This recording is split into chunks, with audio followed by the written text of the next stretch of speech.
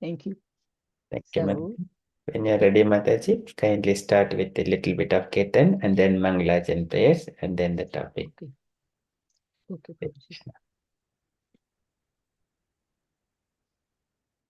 Om Namo Bhagavate Vasudevaya. Om Namo Bhagavate Vasudevaya. Om Namo Bhagavate Vasudevaya. Jaya Radha Madhava, Jaya Kunja Bihari, Jaya Radha Madhava, Jaya Kunja Bihari, Jaya Gopi Jana Vallabha, Girivaradhari, Jaya Gopi Jana Vallabha. Girivaradhari Yashodanandana Braja Janaranjana Yashodanandana Braja Janaranjana Yamunatira Vanachari Jaya Radha Madhava Jaya Kunja Bihari Jaya Radha Madhava Jaya Kunja Bihari Jaya Gopi Jana Vallava Jaya Girivara Hari Jaya Girivara Dhari Yashodanandana Braja Jana Ranjana Yashodanandana Braja Jana Ranjana Yamunatira Vanachari Yamunatira Vanachari Hare Krishna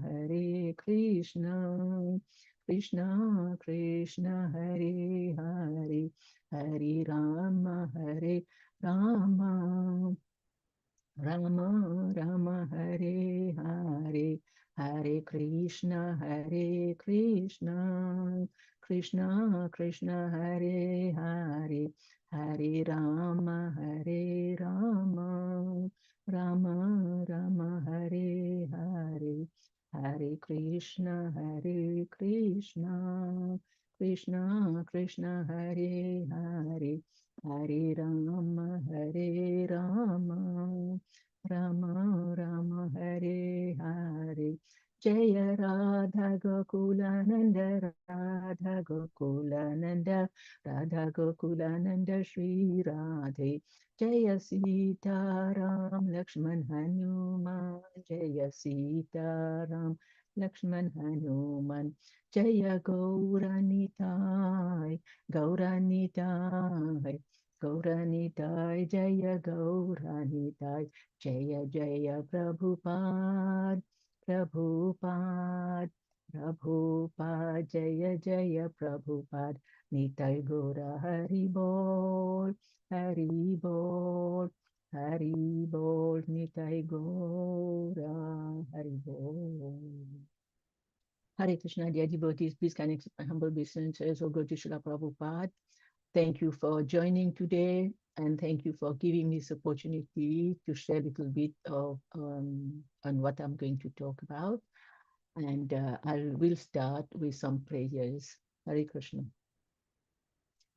ॐ अज्ञानतिमिरन्दस्य ज्ञानञ्जनशलाखया चक्षुरुन्मिलितं येन तस्मै श्रीगुरुवे नमः श्रीचैतन्यमनोभीष्टं स्थापितं येन भूतले स्वयं रूपः कदा मह्यं ददाति स्वपदान्तिकं वन्देऽहं श्रीगुरु श्रीयुतपदकमलं श्रीगुरून् वैष्णवं च श्रीरूपं साग्रजातं सहगण रघुनाथान्वितं तं सजीवं साद्वैतं सावधूतं परिजनसहितं श्रीकृष्णचैतन्यदेवं श्रीराधाकृष्णपादान् सहगण ललिता श्रीविशाखान्वितां च हे कृष्ण करुणा सिन्धु दीनबन्धु जगत्पते गोपेश गोपिका कान्ता राधाकान्ता नमस्तुते तप्तकाञ्चन गौरङ्गे श्रीराधे वृन्दावनेश्वरि वृषभानुसुते देवी प्रणमामि हरे प्रिये Vanchakalpatarubhyasya kripa sindhubhaiva cha patitanam pavanebhyo vaishnavebhyo namo namaha.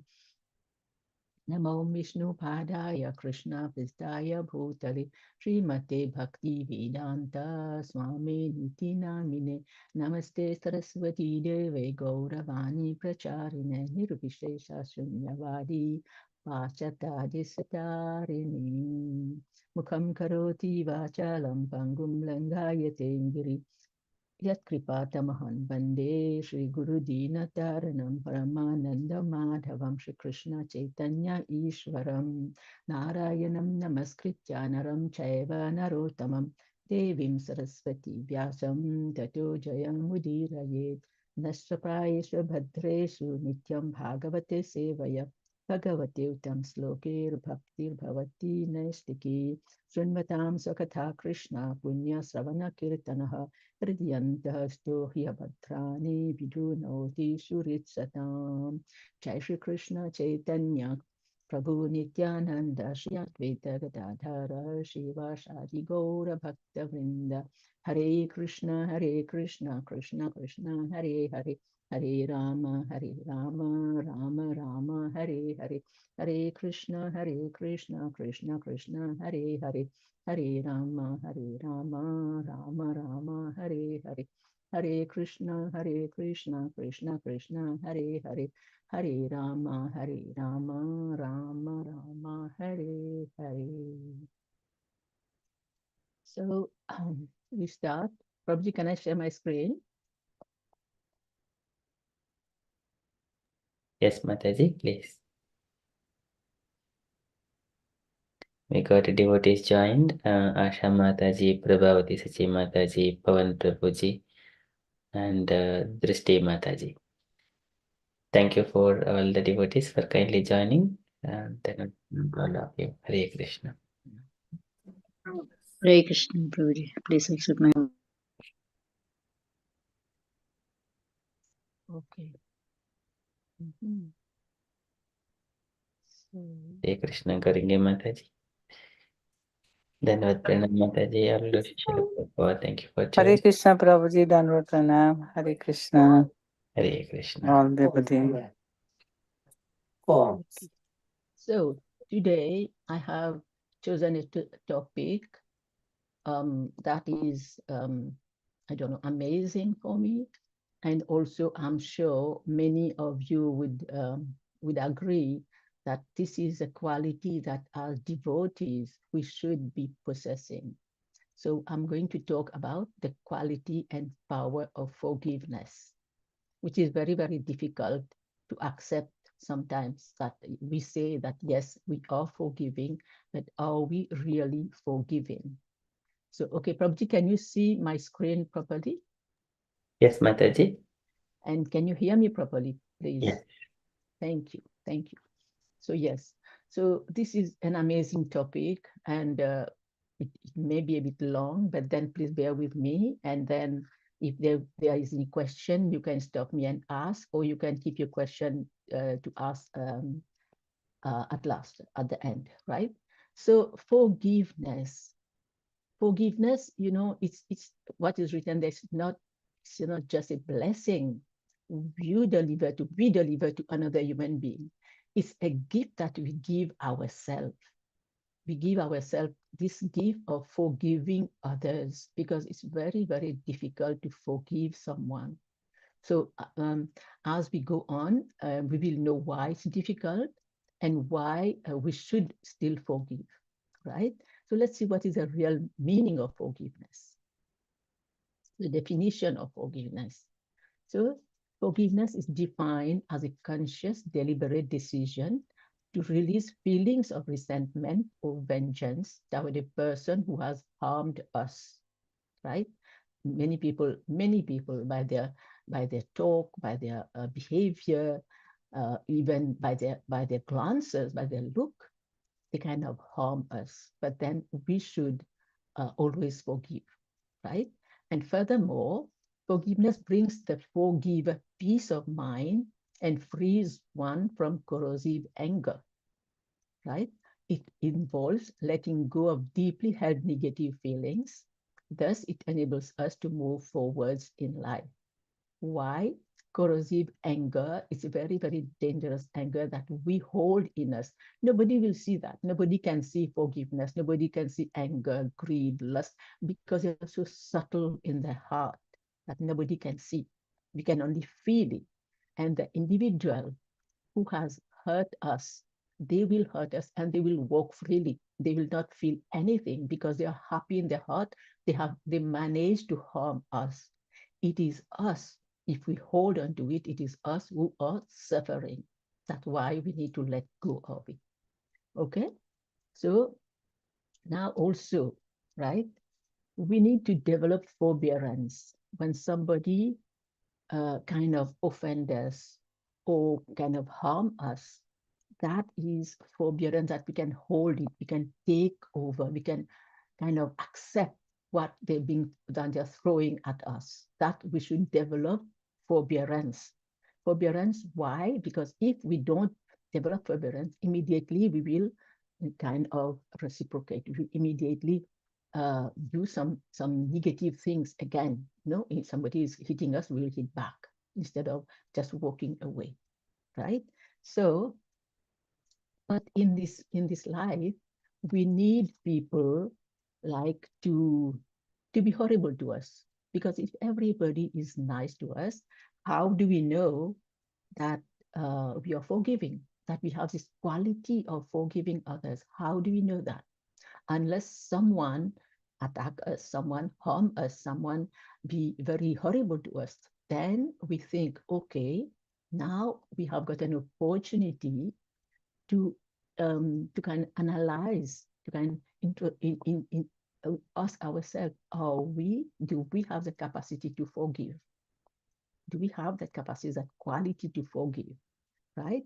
So sometimes we need people to push us to the edge. Like, okay, they are horrible to us, and now we have to show compassion. Are we compassionate enough? So in a sense, we must think that we must feel like gratitude toward that person, because that person is giving us the opportunity to develop the quality of forgiveness, right? the this is when we are okay. If nobody uh, kind of harm us, how do we know we are forgiving them? So somebody need to be there, and then we have to thank that person for our own sake, for to know that yes, I am developing that quality, right? But then we should not fake it. We cannot fake it.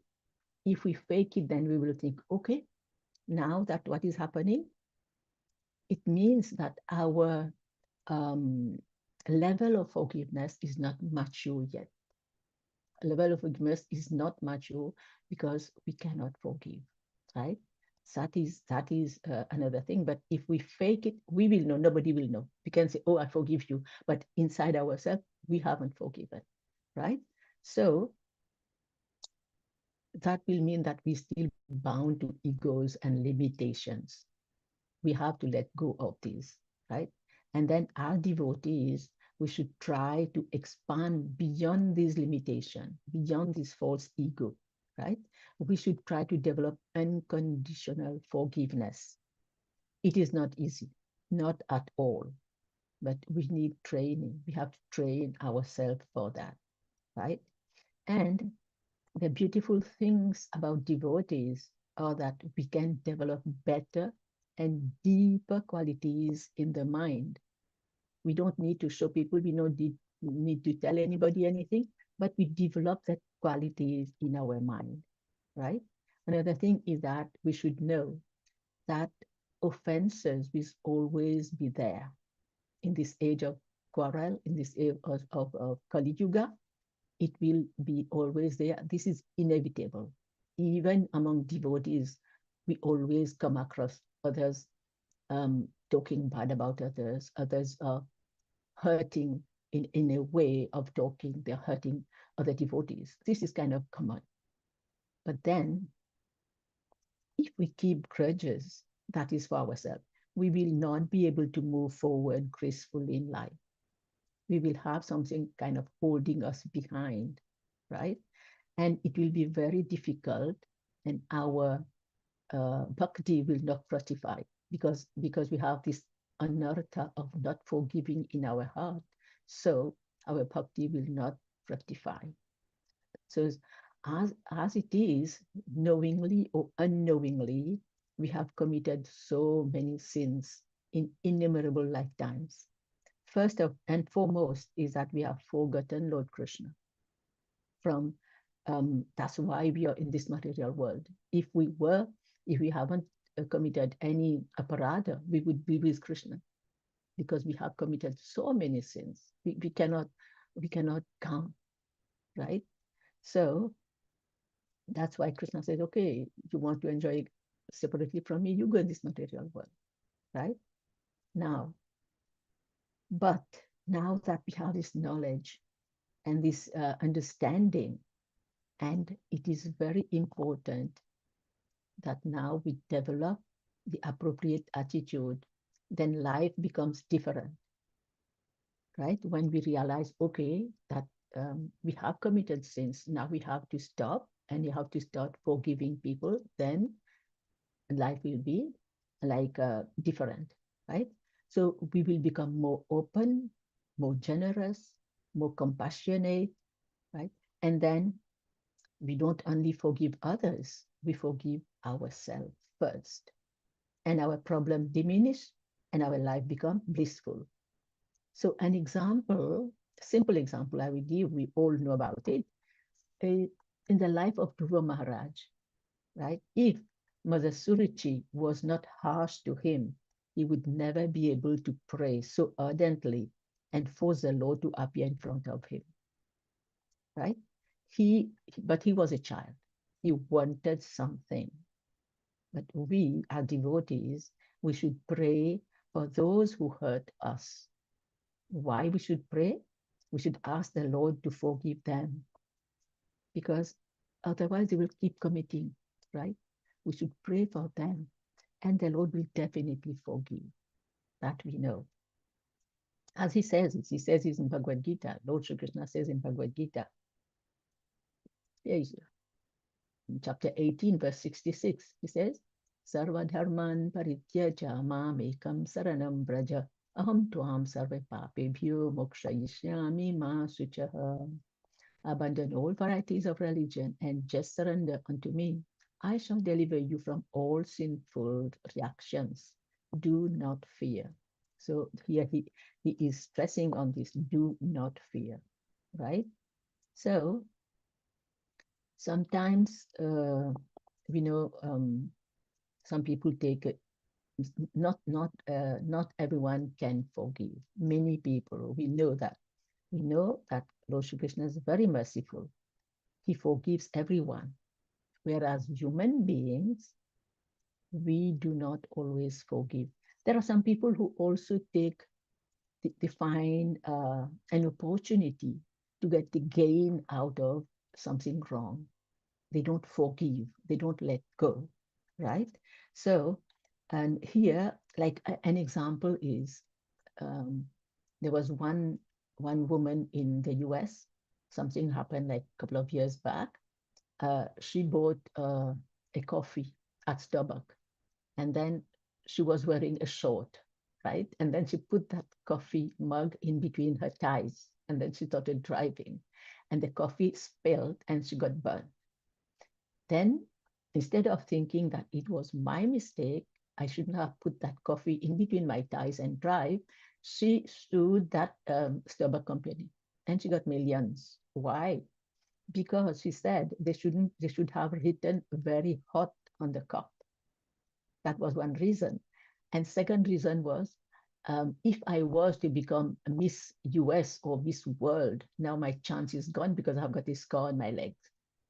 So in this sense, many people will find many excuses just to get a gain out of it, instead of thinking that I am wrong and let me forgive what has happened. But they will find a way to get a gain out of it, right? So, but then people don't realize that one of the heaviest burden, emotional burden that we carry is lack of forgiveness for others and especially for ourselves. Because if we don't forgive, we suffer, right? We suffer. And we can forgive even if we refuse to tolerate. Sometimes we refuse to tolerate someone's behavior, but then we still can forgive. Ultimately, this forgiveness is a gift to ourselves. Then, because if we hold a resentment, if we hold a grudge, a resentment, what happens? Our body and mind will suffer. Our body and mind both will suffer. And if we are scared of forgiving while thinking that the person we are forgiving will hurt us again, then we should still forgive and move away from the potential abuser. Somebody is abusing us, we forgive them, and then we move away from them for our own safety, right? But here, as we know for Lord Krishna, when he forgives, we don't have any doubt. We don't have to have any doubt. We go closer to him because he is so loving. We go closer to him, right? And he as we see in again in Bhagavad Gita, as we see in Bhagavad Gita again, Arjuna was thinking that he is on the same level. He thought himself on the same level of Krishna. And here we see Vishwanath Chakravarti Thakur said that Arjuna called Lord Shri Krishna, Hey Krishna, Hey Yadava, right? Because the Yadava kings, they were subordinate to the Kurus. That's why Arjuna was calling him, Hey Krishna, Hey Yadava. So Arjuna was not surprised. Like Prabhupada says that Arjuna was like a friend. He was like friend. He was not like serious, right? And then Prabhupada said, he mentioned that Krishna loved those kinds of behavior so that Arjuna could come down to ask for forgiveness when he saw the Virata Rupa.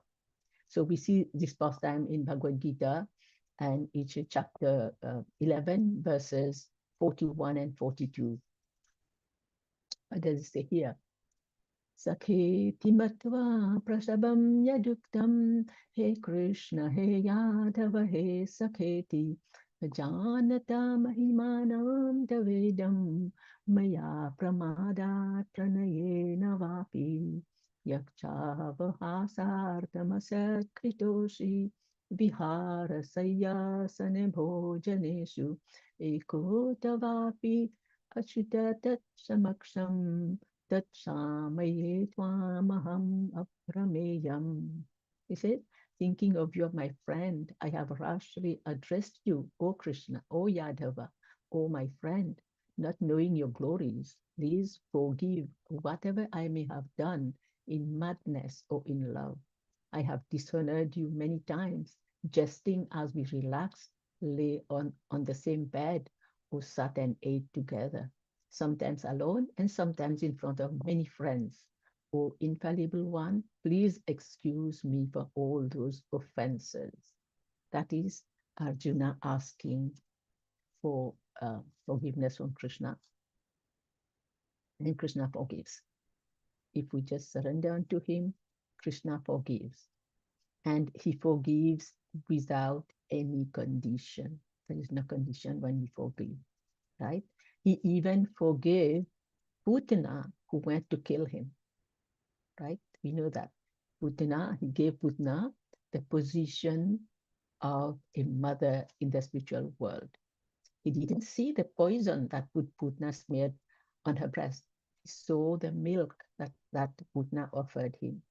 Krishna is so merciful that he forgives everyone, right? Krishna never have any grudge. He doesn't bear any grudge, and he is always so merciful. So now let's see more examples of forgiveness from Srimad Bhagavatam. So thank you, Srila Prabhupada. We get to read many great examples of forgiveness from Srimad Bhagavatam. in English language and in many other languages. Srila Prabhupada Ki Jai. So let's start with one of the main character of Srimad Bhagavatam, who is Parshik Maharaj. He was cursed by Shringi Rishi, and take this. Let me see if I can. Okay, he was cursed by Shringi Rishi, but he could have counter cursed. Parshik Maharaj could have counter cursed, but he did not. He just forgave the immature boy, and then he accepted the curse. Similarly, we see the father of Shringi, who is Shamika Rishi, around whose neck Parshik Maharaj put a dead snake. He forgave Parshik Maharaj because he told his son, he said, this king is a great king. You don't know what you have done, right? So he forgave Parshik Maharaj. So we see how great Parshik Maharaj was. He took the curse as a blessing in disguise. It was a blessing in disguise, actually. And knowing that he had only 7 days to live, he perfected his life by listening to Srimad Bhagavatam, Bhagavad Katha. Whereas for us, we don't know. Nobody knows. We don't know when we are going to leave this material world, because death is a very beautiful topic that I sometimes I'm burning to talk about it. But then death is that uninvited guest who comes at its own appointed time. It doesn't care for time, place, or circumstances. Yet, death is just another part of our beautiful journey, which we live in denial. We don't know when we will die. We casually ignore death, and we are not getting prepared for it. Nobody's getting prepared. Everybody's getting prepared. Oh, I'm going to start uni. I'm going to get married. I'm going to have a house. We get prepared, but nobody get prepared to meet with death. And we don't know when it's coming. It doesn't knock at our door. It just barges in, right? So we always live in denial about the imminent truth. That's the one, the imminent truth, right?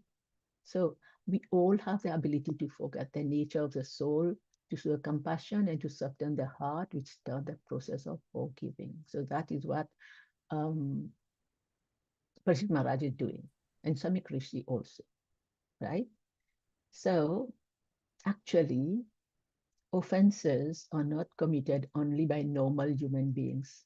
It is also committed by great demigods like the king of heaven, Indra. We see in the Ramayana that because of him, Ahilya was cursed. He also appears in Mahabharata, in Srimad Bhagavatam, and in Ramayana. Now, so in Canto 4, chapter 19, the pastime of King Prithu, who was trying to perform 100 horse sacrifices, right? But Indra, he is always envious. He didn't like the idea that the king would complete the 100 horse sacrifices and will become more famous than himself. And so he would steal the sacrificial horse every time. And even though he tried different disguises, yet he was caught every time. And King Prithu forgave him. So since Indra was causing disturbances, Lord Brahma advised King Prithu to do only 99 horse sacrifices and then to be satisfied. So the king accepted. The king, he kindly accepted what the advice of Lord Brahma, and he was blessed by the demigods. But Indra was very ashamed of his misconduct, bad action that he did. So he repented and went and fell at the feet of King Prithu and asked for forgiveness. So of course the king embraced him and forgave him. So we have so many examples. So another example is Canto 4, chapter 7. We have the example of Lord Shiva. Lord Shiva and Daksha in the pastime of Shiva and Lord Shiva and Mother Parvati. So despite Daksha's bad behavior toward Lord Shiva and all the insults in the assembly in front of all other great personalities, Lord Shiva just walked away. He didn't say anything. He didn't say anything. He just walked away, just as if nothing has happened, because he had the capacity to the forbearance to hold everything, and he just left. Even after his wife's death, Sati burnt herself, he forgave his father-in-law. It was due to his father-in-law that Sati killed herself, burnt herself. But at the end, Daksha also, he thanked Lord Shiva. Why? Why he had to thank Lord Shiva? Even he got the big punishment of having a goat head. He went and thanked Lord Shiva because Lord Shiva was merciful unto him. The punishment that he had received was a correctional measure. Lord Shiva wanted Daksha to understand that pride and animosity would eventually destroy himself. So that is another great lesson for us here, right? And that Daksha had to change his attitude, his behavior toward others. So here, this is a great lesson, because sometimes our own family members, they can hurt us more than strangers, right? And it's very hard. It's very, when somebody outside do something, yeah, we can talk, we can go against them. But when our own family members, it's very difficult. But for us, we should neither insult nor mistreat a Vaishnava, right? Also, we know we should not listen to or participate in appropriate activities, because we will incur similar sin, as an offender. My Guru Maharaj used to say, if you hear somebody talking badly about others, blaspheming someone, or insulting someone, yeah, it's a couple of things that you can do. Either you block your ears, you don't listen, or you walk away from there, or if you can, just cut their tongue. But that one we cannot do, of course. But these two, block our ears, or if we're in a place that we cannot move then and there, so we block our ears, or if we can walk away, we just leave that place. We just walk away. My Guru Maharaj always used to say that. So here, we see that Mother Sati being in a kind of dilemma, what to do. So she preferred to burn her own body because she couldn't tolerate the offenses committed toward her husband. Lord Shiva, being the greatest Vaishnava, as stated in Srimad Bhagavatam, Canto 12, chapter 13, I think, verse 16, Vaishnavanam Yathasambhu. So he's the greatest Vaishnava. And Daksha asked for forgiveness, and Lord Shiva gracefully forgave him, right? And Lord Shiva, later on, he will leave his body because of what, not Lord Shiva, Daksha will leave his body because of what he has done. He couldn't bear it. So, yeah. So, if we move forward, we see great personalities, yes, they do forgive, but the Lord also forgives all the time, as I said. And Lord Vishnu himself, he forgives. And there is this beautiful story in this regard, the story of Bhrigu Muni. Bhrigu Muni, Bhrigu Muni, once there was some sages, they were debating who is the greatest. So that is from Bhrigu Samhita. And we learn how merciful and tolerant the Lord is, and how he forgives even when he is disrespected. So the story goes, once a group of sages were kind of debating who is the greatest. So they sent Bhrigu Muni. They said, Bhrigu Muni, to go and investigate and find out who is the greatest. So Bhrigu Muni thought in himself, he said, to test, the best way is to test their tolerance. if they can tolerate, then they are the greatest. So first he went to his father, Lord Brahma, in Brahmaloka, and then he did not pay his respect to his father. So Lord Brahma got very angry. And so Brigumani thought, oh, no tolerance here. Lord Brahma cannot be the greatest. Then he went to Mount Kailash, where Lord Shiva resides, and Lord Shiva was very happy to see Brigumani, and he wanted to embrace Brigumani. But Brigumani wanted, like, he has to push to the edges to see who is the greatest. So he had to do something. So Brigumani, he just pushed him away, said, no, I cannot hug you because you don't adhere to the etiquette, right? Meaning he lives in the he lives with a ghost, he never takes a bath, and he doesn't dress properly. So Lord Shiva got angry. He was telling him, oh, you live with a ghost, you are dirty, you don't have a bath. And then Lord Shiva got very angry, and Lord Shiva wanted to kill Brigumani. But then Mother Parvati, she intervened and she pacified her husband. Meanwhile, Brigumani was scared, and then he rushed to he left the Kailash and he went to Vaikuntha to test Lord Narayana. There, Lord Narayana was lying with his head on the lap of Goddess Lakshmi, and Brigumuni just walked in straight to him and kicked him hard on the chest. Here we can see how he's kicking. But instead of getting angry, both the Lord and his consort stood up and offered respect to Brigumuni. And Lord Narayan said, your leg must have been badly hurt because my chest is so hard. And please forgive me, Brigumuni, please forgive me.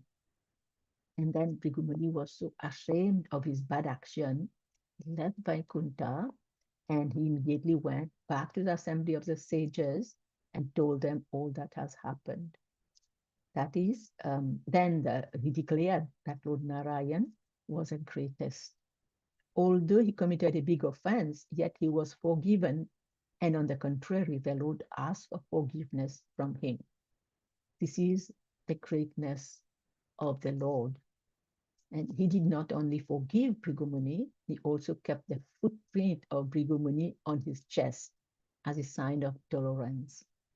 And he asked for forgiveness also. He didn't have any grudge, he was not angry, and no such thing, right? And if we move forward in Canto 6, Chapter 1, we have another great example. And this is of Ajamil. I'm sure everybody knows the story of Ajamil. And Ajamil, he was a very pious person in his youth, but then he committed many heinous acts at some point in his life. When he was about to leave his body, he saw the fierce Yamadutas approaching him. He was very scared, and he started calling out his youngest son, whose name was Narayana. Suddenly, the Vishnudutas appeared to protect him, and the Lord was willing to forgive him, firstly, because he called out the Lord's name, and secondly, because of his previous pious activities. So he was given a second chance in life. He immediately left home and went to Haridwar, where he performed penances for 12 more years. And when he left his material body, he obtained a spiritual body, and the Vishnu Dutas came to take him to the Lord's abode. So now some people may think, okay, Jamil committed so many heinous activities in his life, and at the end, he just called Narayana, and he was liberated. So we can do the same thing. He was liberated, so we can do the same thing. But it doesn't work like this. Ajamila had some pious activity that he did that helped him. Whereas for there's a real story about it also. There was one businessman. He had 4 sons. So he went to Qatar and he heard about Ajamila, the story of Ajamila. So what he did, he said, okay, now that I have heard this story. I'm going home. And he changed his son's name, 4 sons, and he called them Gopala, Govinda, Damodara, and Vishnu, right? 4 names. And he went on with his life, always enjoying. And at the end of my life, I will call my son's name, right? So it happened so. He was on his deathbed, and he started calling his son's name. And all 4 sons came around his bed. And he looked at them and he said, "What are you doing here?" So they said, "You called us. That's why we came." He said, "I am still alive and you have neglected my business. If I die, who is going to take care of my business?" So again, this word business came, and then he left his body. So what happened? He was trying to cheat Krishna. And we know Krishna is the greatest cheater. Nobody can cheat him. So we should not think that at the end of my life, I'll try to do some devotional service. I'll try to call Krishna.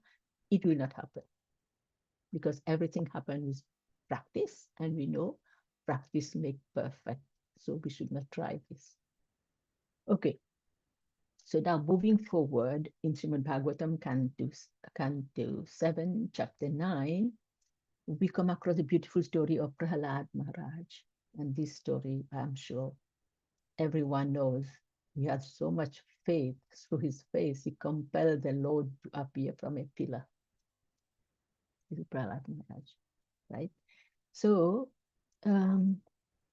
we know the demoniac father of Prahalad Maharaj, Hiranyakashipu, he tried to kill his young son in many ways, but he was not successful. He was not successful at all. Prahalad, because he declared himself the Lord, and he declared the Lord and his enemy, right? He said, okay, Vishnu is my enemy and I am the Lord. So there is this young 5-year-old boy. He did not accept that Hiranyakashipu was a supreme Lord. He knew Lord Vishnu was a supreme Lord.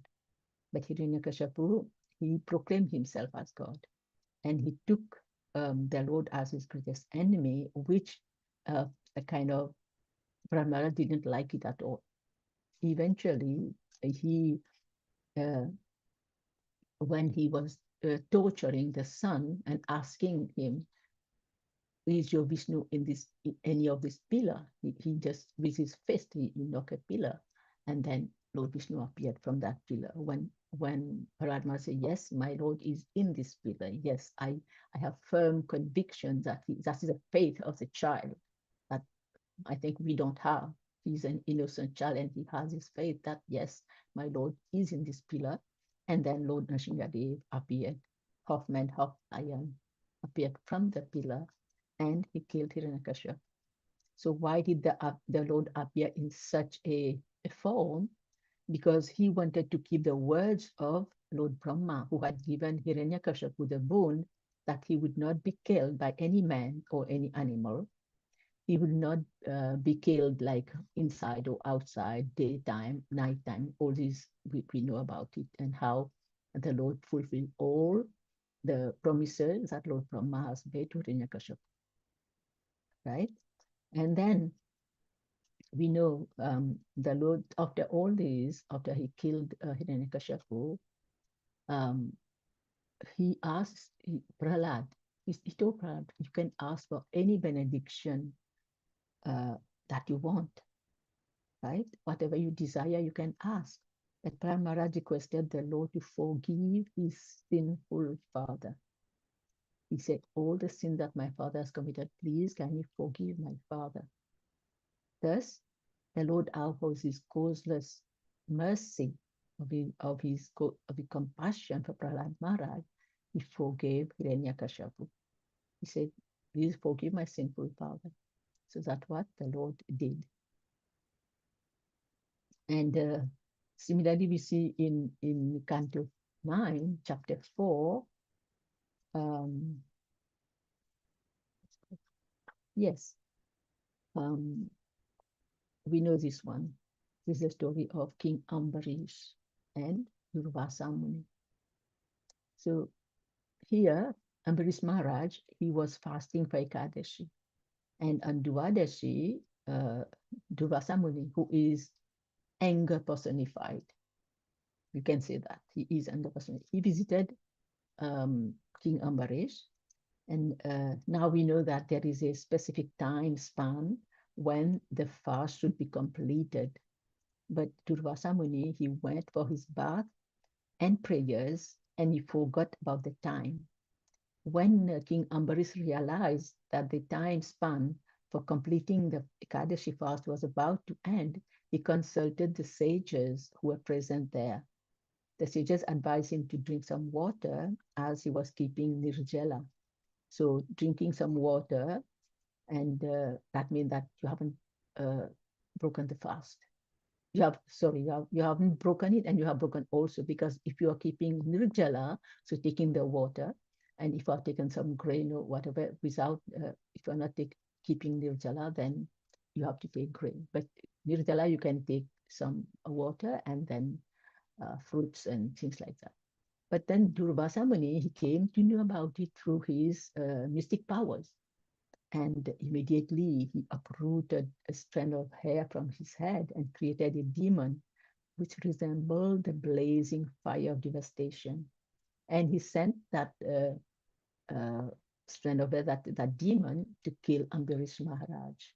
Because in those days, it was great offense to eat or drink before the guests took their meal.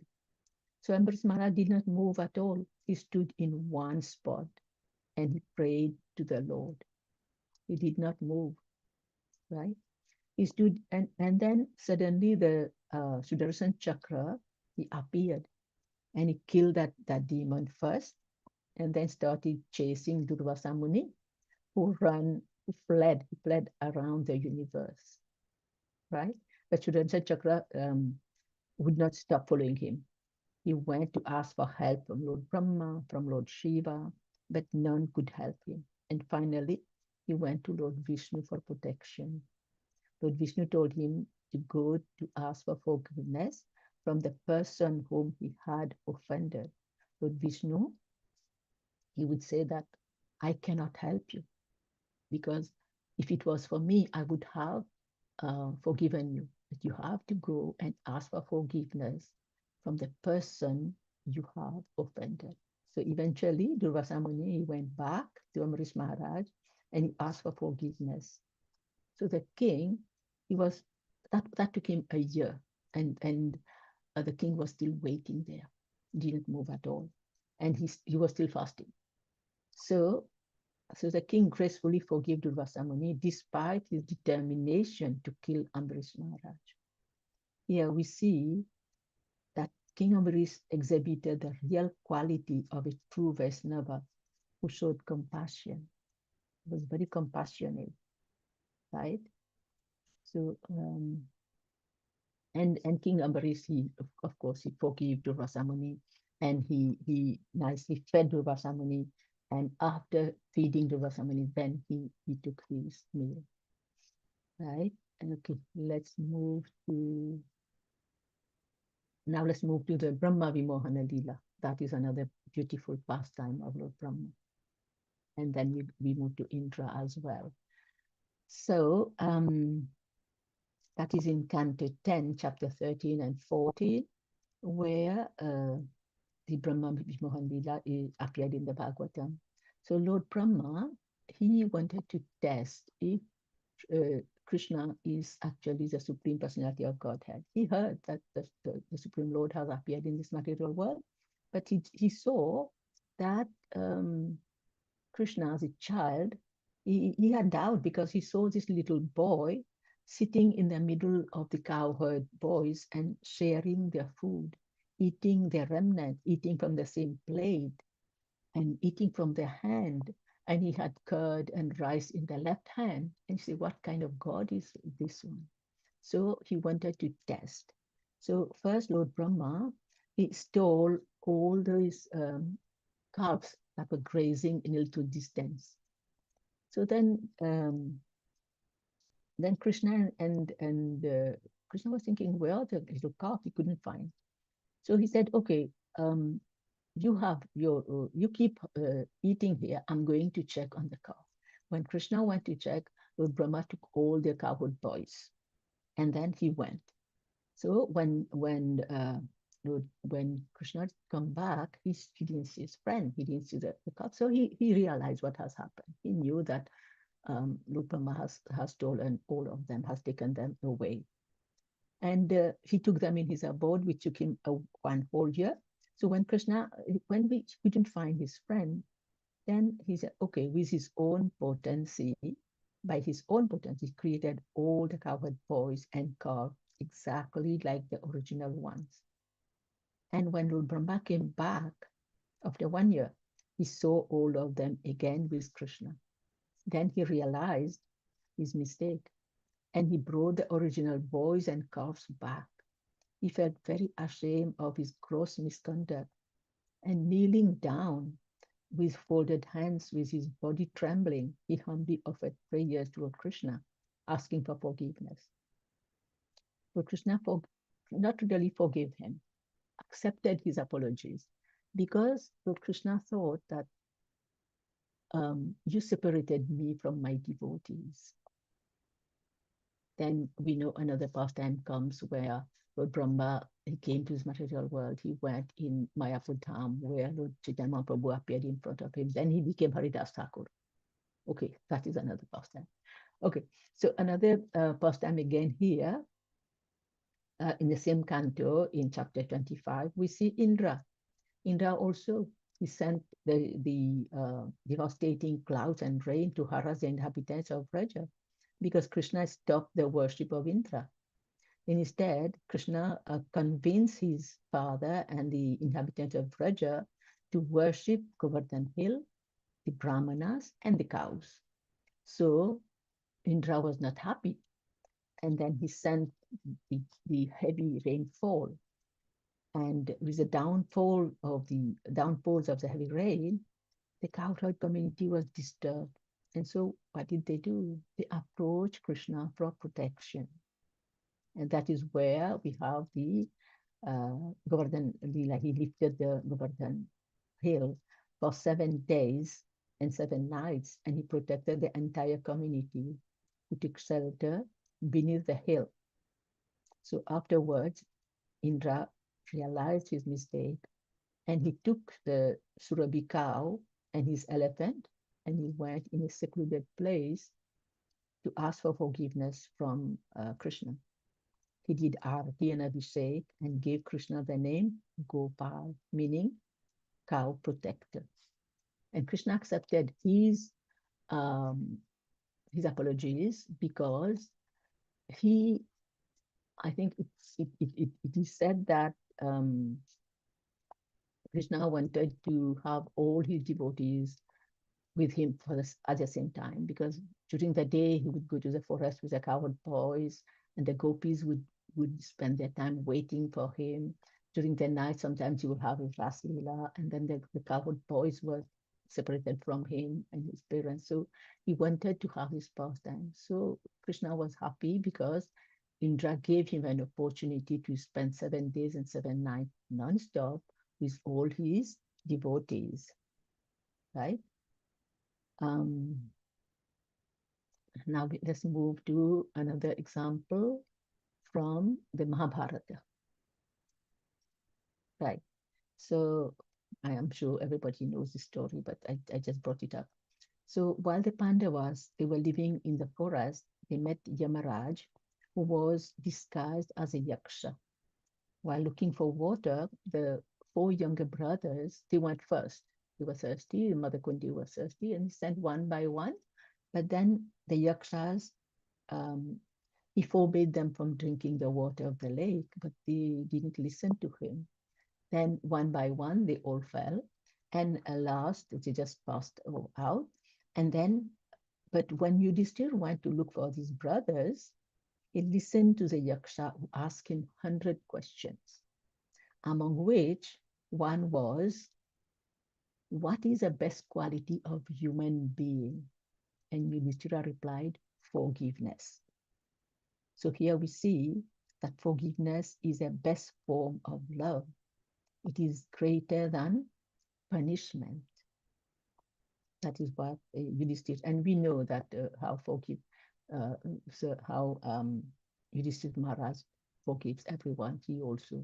He's a great personality, right? But in this same Mahabharata, there is another story that is inimaginable. We cannot even think about how great this person is. And here I'm sure you have guessed who I'm talking about. I'm talking about Draupadi.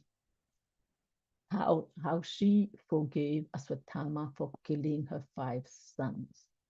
Now, I'm sure there are many mothers on this platform. If our child, if they fall down and they just get a little bruise, when they cry, we cry with them. Here, 5 sons are beheaded, 5 sons are killed. And Draupadi stopped them from killing Aswatthama. He said, no, don't kill him. Because she did not want Aswatthama's mother to suffer as she was suffering. That is her greatness, right? And we know Aswatthama at the end of the war, when Krishna took all the Pandavas and took everybody to the Ganges to give tarpan, to give water. Aswatthama, Duryodhana was not dead yet, and Aswatthama swears, he said, I'm going to kill the Pandava, but he mistook the 5 sons of Draupadi for the Pandavas, and he killed the young boys. So, and here we see how Draupadi, he stopped Bhima from killing. Bhima, everybody wanted to kill, except for Yudhishthira Maharaj, I think. They wanted to kill Aswatthama. So he said, no, don't do that. So this is out of our even thought. Cannot even think about something like that. But she is such a great personality that she did that. Okay, now we move on to Chaitanya Leela in the pastime of Nityananda Prabhu and Jagan Madai. So when Nityananda Prabhu asked his 2 fallen brothers, Jagan and Madai, to chant the holy name of the Lord, they were so intoxicated, so attached to the material world that they got angry. And when Nityananda Prabhu held their feet and begged them to chant the holy name, Madai hit Nityananda Prabhu with a broken clay pot. And that was causing him to bleed. But when Chaitanya Mahaprabhu heard about that, when news of Nityananda Prabhu bleeding, he hurried to that place and he invoked his Sudarshan Chakra. But Lord Nityananda Prabhu immediately stopped him. He asked Lord Chaitanya Mahaprabhu to forgive them because he didn't want them to be punished. He wanted them to kind of come in line with life instead of doing all this nonsense that they were doing. So here the Lord can tolerate offenses committed toward himself, but he does not tolerate offenses committed towards his devotees. And Lord Nityananda requested Lord Chaitanya Mahaprabhu to forgive these 2 brothers.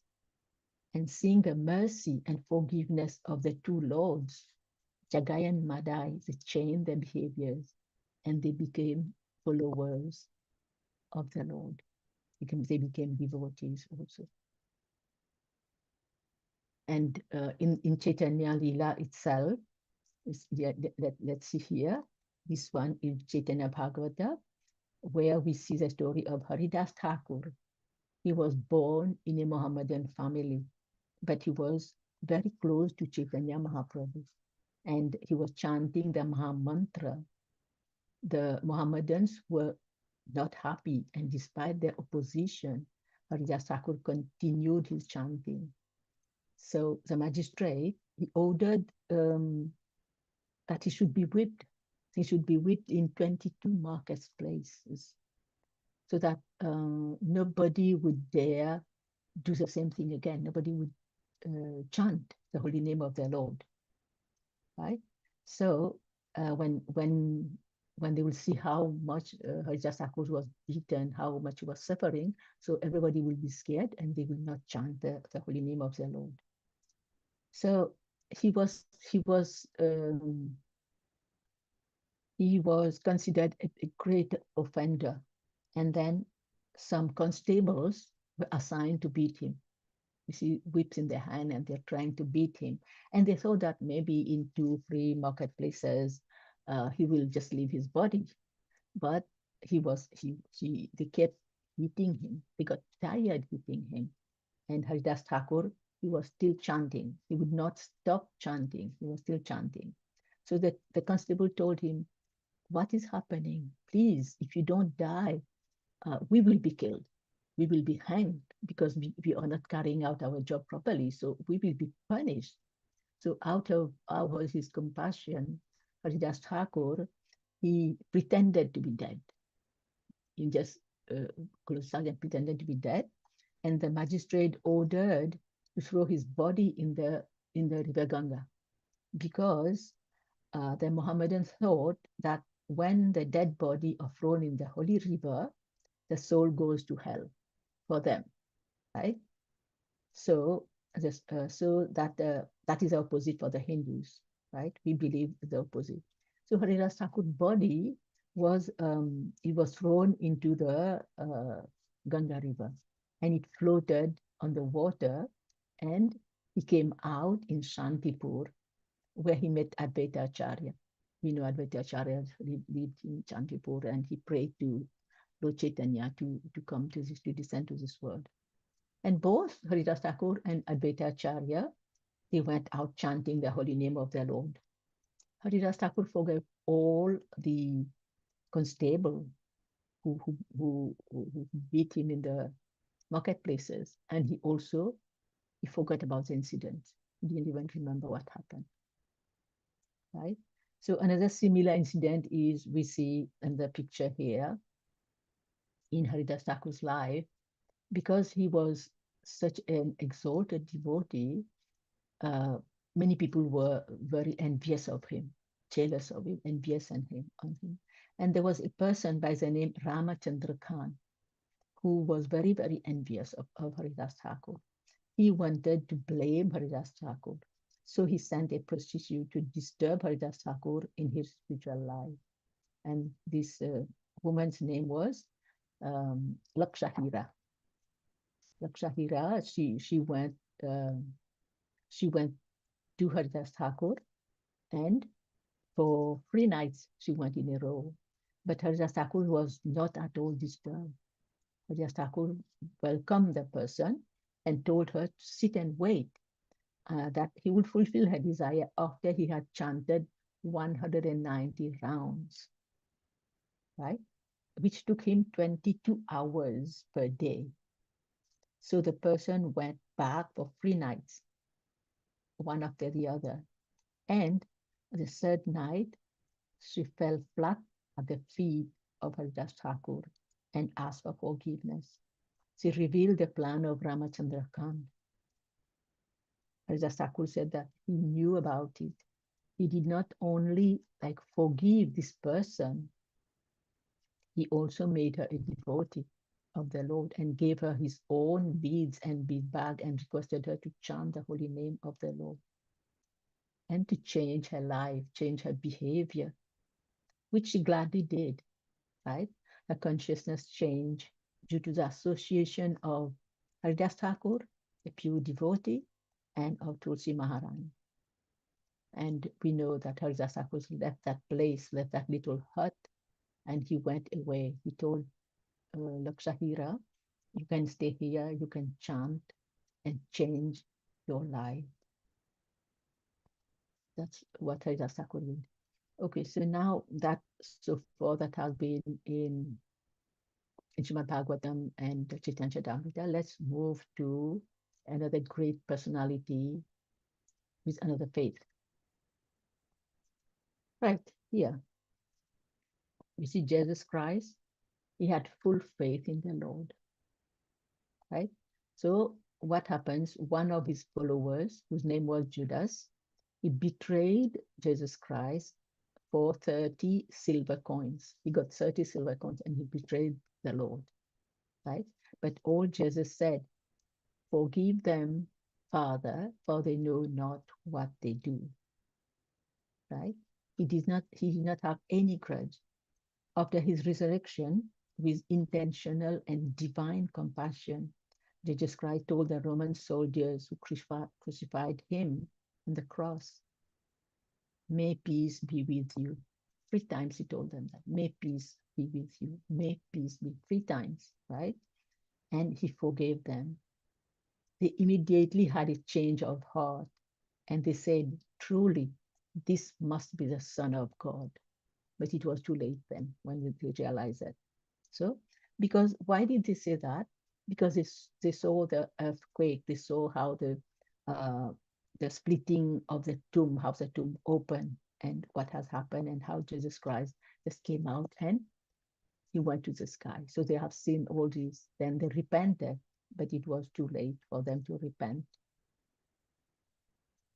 Right? Okay. And I would like to speak another great personality of our, this is in our era that had happened recently.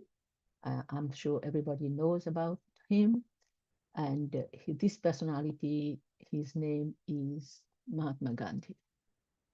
Mahatma Gandhi, he said that the we can never forgive. He said, we can never forgive, and forgiveness is attribute of the strong.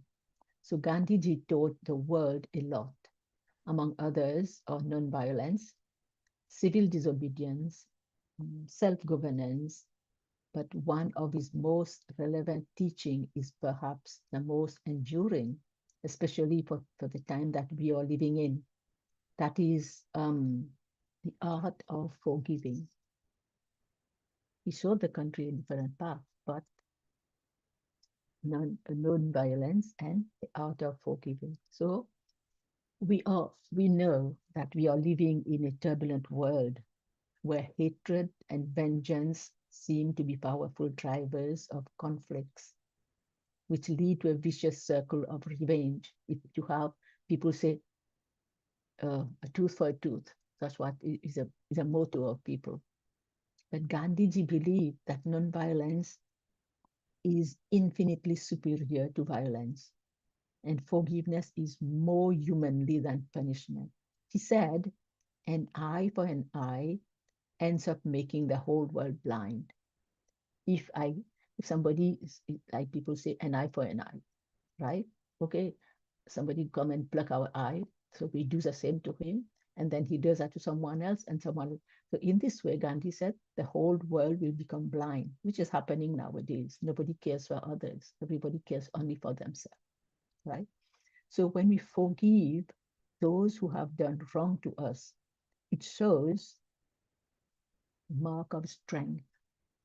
That is our strength and confidence, right? We are confident, we are strong. That's why we have the power to forgive. So it says revenge destroys both the person who harmed and the person who exacted the revenge, right? Whereas forgiveness elevates both, right? So the person who harmed is free, and the person who suffers ultimately finds happiness because he has a capacity to forgive. So as I said in the beginning, if people are looking to harm us, to hurt us, when they did something, they commit an act against us, they walk away and they are happy. In their heart, they are happy. Just I managed to do something that I wanted to do. They're gone. Nothing to do with them now. But if we hold grudges, that will hurt us. If we let go, if we forgive, then we will feel free. Otherwise, we will not feel free. So in this regard, in this the way that I've just spoken, there is another personality in recent history who has said this word. Yeah. See what Nelson Mandela is saying? As I walked out the door towards my freedom, I knew if I didn't leave all the anger, hatred, and bitterness behind, I would still be in prison. Meaning, if the hatred, anger, the bitterness were inside him, all the perpetrators would not be affected. They are done with him. He's gone. He will carry all this hatred, anger, bitterness. He will suffer. So this is what he said. And we know who he is. So he is a very great hero, a great personality in recent history. He was imprisoned for no apparent reason for 27 years by the government of South Africa, right?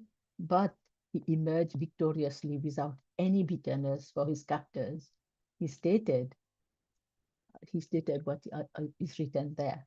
As he moved out and of the prison, he didn't have any grudge.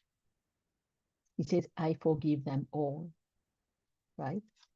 He said, otherwise he would be in himself, in prison in himself. No grudges against his captors, but he said, "I'm free now," right?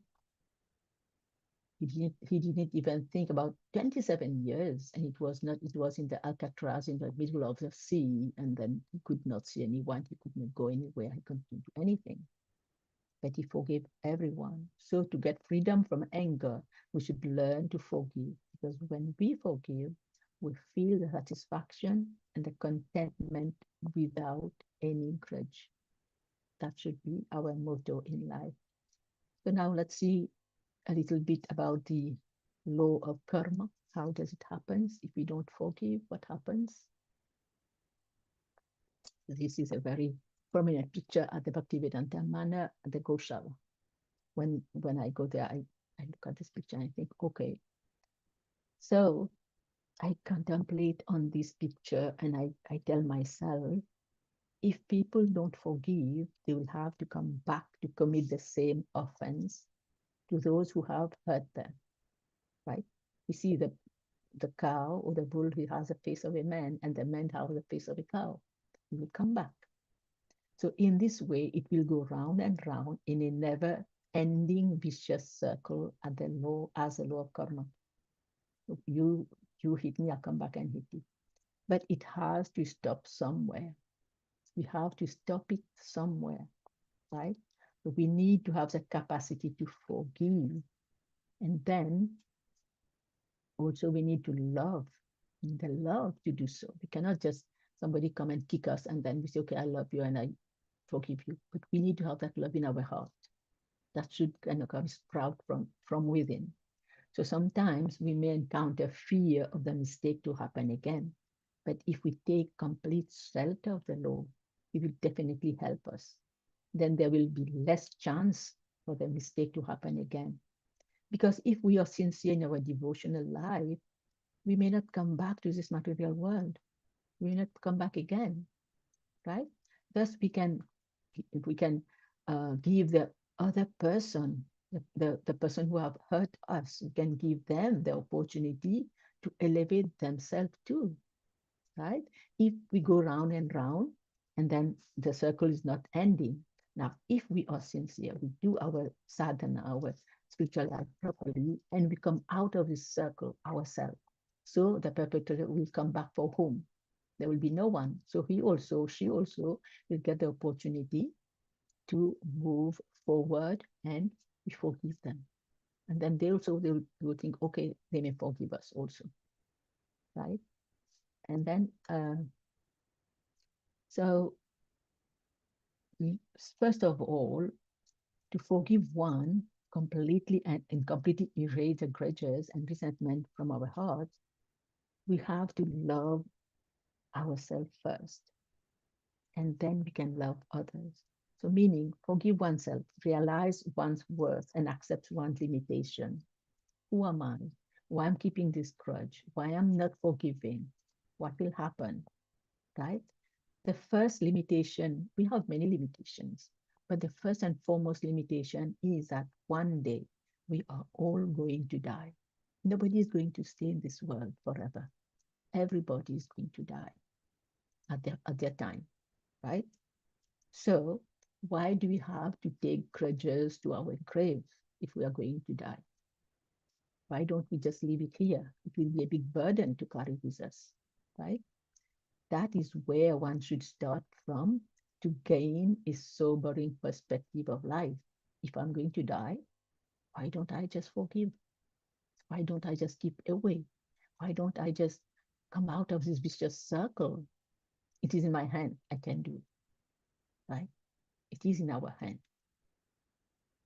So that is when we start from here, then our hearts will be filled with peace and contentment. Then forgiveness will occur automatically. Forgiveness will come on its own when we realize that, okay, I'm going to die. Why do I have to keep this grudge? Why do I have to give back what they have given to me? Yes, good, we give back good, but we don't give back. So now let's see some of the Vaishnava behaviors, right? In our Vaishnava circle, forgiveness should always be present in our daily life, always. First thing in the morning when we wake up, what do? We touch the ground and we pray to Bhumi Devi, Bhumi Pranama.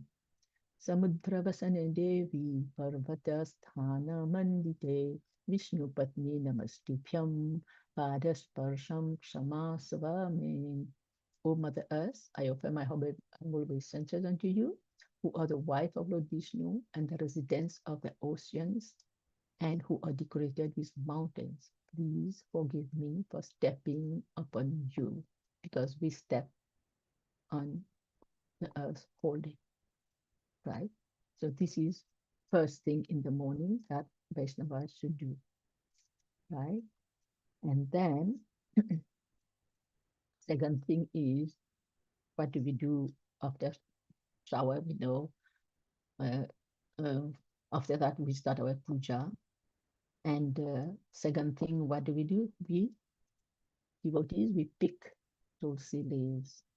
So we have to ask for forgiveness, because when we are picking the leaves, we are hurting Tulsi Maharani. So it goes, Chayanad bhava dukham cha yat pridita vavartate yat shamasva jaganmata vrinda devi namastute. O Tulsi Devi, I offer respectful obeisances unto you. Kindly forgive me if I have caused you pain by picking your leaves and manjaris, O Mother of the universe. And thirdly, something that we have to do 2 times, 3 times a day, in the morning, mostly after our sadhana, our puja, our arati, after offering bhoga, we ask forgiveness prayer. And in the evening, before putting the deity to sleep also, we do this forgiveness prayer. I'm sure many of you know this prayer, many of you practicing this prayer.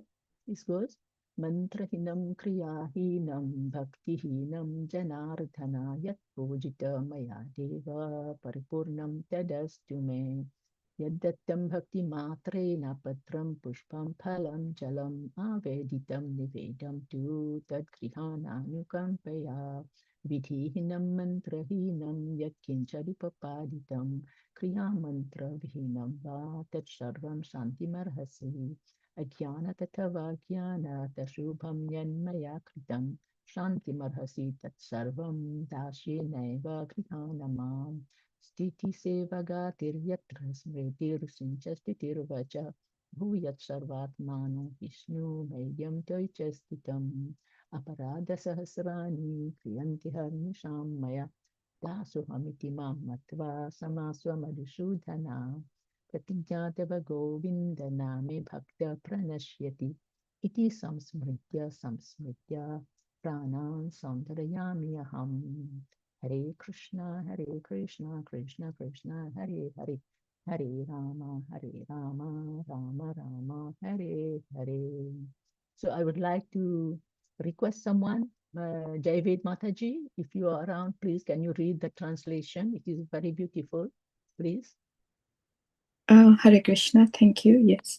O my Lord, O Janardhan, whatever little puja or worship that has been performed by me, although it is without devotion, without proper mantras, and without the proper performance, please let that become complete. Shall I carry on, Mataji? Yes, please. I've already recited all. Okay. Whatever has been offered with devotion, the leaf, the flower, the water, the fruit, the food offering, Please accept it out of your causeless mercy. Whatever has happened without the proper chanting of the mantra or without following the proper procedure, kindly forgive all that. Whatever inauspicious things I have done out of ignorance or unknowingly, please forgive that and accept me as your insignificant servant. Let my normal condition be service. Let my movement be holy pilgrimage. Let my thought be remembrance of you. Let my words be glorification of you. O Vishnu, let my activities with my whole mind, body, and soul be engaged in you. Thousands of offenses are performed by me day and night, but thinking of me as your servant, kindly forgive those, O Madhusudana. O Govinda, your promise is that your devotee will never perish. By remembering this over and over again, I am able to retain my life as. Hare Krishna. Thank you. Thank you, Mataji. Thank you. Okay, now we move to the last bit, which is the 4 hours of forgiveness. First is responsibility. Accept what has happened. Sometimes we live in denial. No, it didn't happen. Yes, it happened. We have to accept it. Take the responsibility. And second, remorse. Use guilt as a gateway to positive behavior. Right? And third is restoration. Make amendment. And renewal is learn from the experience. We may be guilty or not. All these 4 applies to both the perpetrator and the person who has been the victim, like we can say that. So for both, we have to take responsibility. The remorse will be there, and restoration should be there, and then the renewal. So on this note, I will say Vanchakal Patarubhyascha Kripa Sindhubhai Vacha Patitanam Pavanebhyo Vaishnavebhyo Namo Namaha. Hare Krishna. Thank you so much, everyone, for attending. And if you have any comments, correction, and questions, please go ahead. Hare Krishna.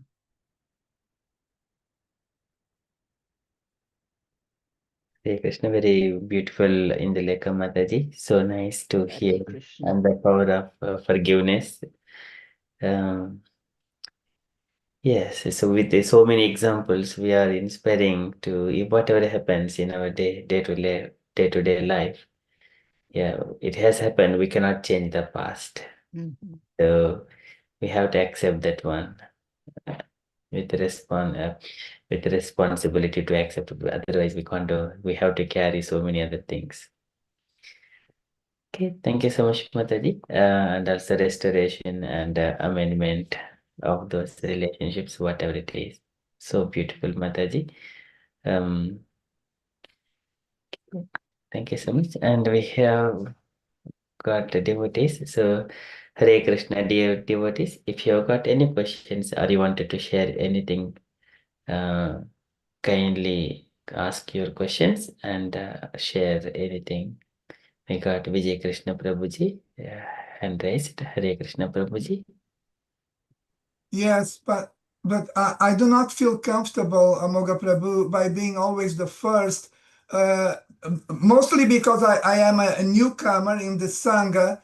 So I would like to wait and see, for me to see if any other member of the Sangha would like to go first. I do have a comment, but again, I do not feel comfortable because I'm a newcomer, and there are devotees here. Like, it seems to me that Gayatri Mataji is here for a long time already, and other devotees. So maybe they would like to go first. I do not mind waiting. Yeah, sure, Prabhuji. Okay. You yourself may want to speak. You are the host, so I can wait. Thank you, Prabhuji. So yeah, we'll come back to you in that case. Thank you. Okay, dear devotees, if you have got any other questions, Drishti Mata, we got some messages in the chat. Okay. Okay, so comments, the excellent class Mataji, awesome, one of wonderful session ever. Hare Krishna Mataji, very nice class Mataji, very nice and deep class on forgiveness. And Hare Krishna Mataji, thank you so much for this wonderful session, really informative. Thank you so much, Drishti Mataji, Swarup Prabhuji, Usha Mataji, Pawan Prabhuji, and Javet Mataji. Okay, if you wanted to ask any questions, kindly ask. Okay.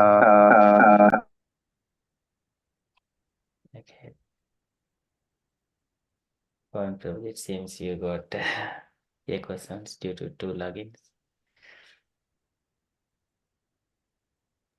Hare Krishna. Can you hear me now? Yes, Prabhuji. Yeah, disconnected from computer now. Yeah, from phone. Firstly, actually, very good session for this currently. Everyone needs that forgiveness. So in day-to-day life, we come across a lot of things which gonna hurt you, but how to live with the harmony is like forgiveness. So I've been practicing this forgiveness, and also have a couple of questions, because I've seen some consequences of being, very, forgiving, and I just want to, grow more on that side.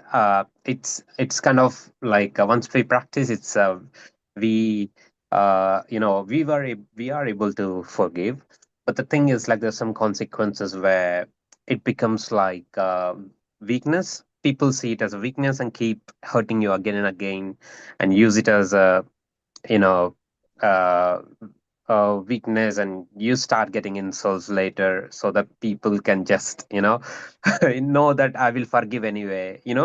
That kind of Pe- consequences People will take be there if you keep, advantage. People take yeah, take advantage, advantage. So Prabhu. how But to, cope up with those situations? Do we right. need to forgive and forget people, or do we need to No, forgive no, and no, just no. stay away, or how do we deal with that in day-to-day life?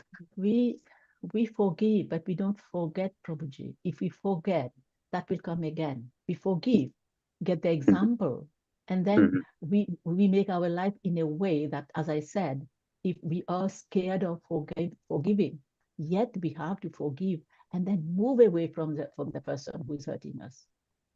So many people are living in kind of fearful life in a relationship. What will happen? mhm, But they take you as weak, but you are not weak. If you are forgiving, they should understand that you are not weak. We cannot forgive. They cannot never forgive. Weak will mhm, seek vengeance. They will seek revenge. They will seek another way to hurt you in different ways. But you are not weak. What happens is, if you're practicing this forgiveness quality, you are nurturing this forgiveness quality in you. People don't see that. They see that you are weak, but you have to voice out, I am not weak. I can give back that you're giving to me. In any way, I can do the same, right? But I don't want to do it. It's not in my nature to do it. And if you can move away, move away. This is makes my sense. advice. This is my Yeah, advice to thanks so much, anyone, Mataji. anyone. Yeah, Yeah, but then you have to tell the person, Prabhuji, if they're doing it again and again, just tell them, turn around. If you have to show your face, you show your face. I am not weak. No, because if I was weak, I would not be able to forgive you. makes It's sense. just Yeah, my quality. It's my quality. I am just forgiving you. But stop. You have yeah, to open your mouth, makes right? sense. Yeah. Thank Thank you. you, Mataji. Thank Very, you, very, Prabhuji. very good session, really. Yeah, I enjoyed every second. Like, yeah, I Thank did you. not miss not even a single second when I joined. Thank you. Thank you. Hare Krishna. Hare Krishna. Yeah, All your mercies, all your mercies. If you didn't, if Prabhuji, Amoga Prabhuji has not assigned me here, I wouldn't be talking. Otherwise, suppose humanity, I would be talking to a blank screen. So thank you all for being here and to listen to no my class problem. today. Thank Yeah, you. thank Hare you for Krishna. everyone, actually. Yeah, who made it Yeah, possible. yeah. Hare Thank you. Krishna. Hare Krishna. Hare Krishna. Thank you, Pawan Prabhuji. We got Drishti Mataji. Hare Krishna, Drishti Mataji. Hare Krishna, Mataji. Hare Krishna. I'm new to the group today. I was given an invitation. Thank you for this wonderful class. Actually, I wanted to ask a question because I've been in certain situation in the past where I was hurt and then I had to forgive uh, certain people, but then that act of forgiveness and then give, like I forgive the person, but then I let Krishna deal with it. Is that a way of true forgiveness, or because Krishna deal with them now? I have Krishna deal already with them. forgive them and Yeah. I've moved on, but then the person again, the behavior is still the same, but I've moved away from them. Yes. But Krishna Yes. deal with them. Is that like a true forgiveness? It is true. It is what you're supposed to be doing because nothing is our hand, right? Yes, we can stop them, we can move away from them, but what they have given to you, you should not forget that. You forgive, yes, but don't forget. Because if you forget, then you go back to the trap and the circle will go round and round. And you are not doing any good to those who are hurting you. If you move out, people say, no, it's not. Suppose a husband and a wife cannot live well together. What the purpose of living? People say, oh no, it's our honor, it's pride, is this, is that. No. If you move away, you are giving the other person an opportunity to think about what he has or she has been doing. Then they will stop committing the sin. If you are there, you are the target, right? They will keep hurting you. And they are committing lots of sins while doing this action. If you move away, who are they going to do that on? So they're also getting an opportunity to move out of this vicious circle of insulting, hitting, or doing something to you. So you should not be scared. I am not a feminist, make sure of that. But I don't like these abuse things. I don't like people abusing others. I don't like people hurting others. I don't hurt people. I don't like people do that. But still, I do get texts, I do get messages. I'm here, I'm there. I say, okay, what I do, I don't even, I just block them from my feed. That means that closing the door on you, go away. That is what I mean. That's what we should be. People can say that I am wicked, but no, I'm not wicked, I'm not weak. Don't mess up with me, please. Hare Krishna. Hare Krishna Mataji, thank you. Women are not weak. If women can give birth, women can endure anything. Don't mess up with them. That is my message to everyone. Very, very nice. Thank you, Mataji. Okay, we got okay. Ramlala Prabhuji, did you raise your hand as well? Hare Krishna. Really, Mataji, it was very wonderful lecture. You covered many things. Actually, forgiveness one of the special character to become as Vaishnava. In Bhagavad Gita also 1842 is a quality of Brahman, forgiveness. And another way is a Bhagavatam. You mentioned also Bhagavatam in Canto 9, chapter 15, text number 40. It was also mentioned. What is it? The duty of Brahmana to culture the quality of forgiveness. This is a culture has to be cultivated, forgiveness. And what is that? The Supreme Personality of Godhead, Lord Hari, He is pleased with those who are forgiving. So forgiving is the very special character. Otherwise, he cannot be as a devotee. And forgiving means forgiving and give Krishna. Forgiving and give Krishna. So this is the special character also. Always we remember this one. We know everyone. Trinadapi Shunichena. Yes. Yes. Exactly. These 5 things actually, coming 5 things. We have to below the straw, tolerant as tree, and we are not expecting respect from others, but we have to give respect to others. And what is there? And finally, Kirtaniya Sadahari. Yes. Yeah, this is the special. So you gave many examples, many things, but I have to mention another thing, but we know also Srila Prabhupada. Srila Prabhupada, one of the special character, the character was forgiveness. Even hippies, they insulted him, he forgave them. One of the, in India, to build up a temple, who was the, he purchased land, he gave money, but they have cheated him. Mr. Nayak. Yes, exactly, Nayak. And Nayak pastor, and his wife also doing similar way. And Prabhupada mentioned, your destiny will be same as your husband. And afterward, he fell down. She fell down. The lady fell down. And Prabhupada mentioned, you will be under my guidance. You are my daughter. I forgive you. So that is many example we know. And this is the special character who cannot forgive others is not a real Vaishnava. So we have to learn from this thing. Hare Krishna. Thank you, Mataji. You covered many things. I please accept my humble obeisance. You are very nice. Thank you for bringing up learn many these things. two. Thank you for bringing up these 2 points. I should have mentioned that one about Srila Prabhupada. First, I should have mentioned him. Sorry. Hare Krishna. Hare Krishna. Very beautiful. Thank you so much, Prabhuji and Mataji. We got another. Gayatri Mataji, please.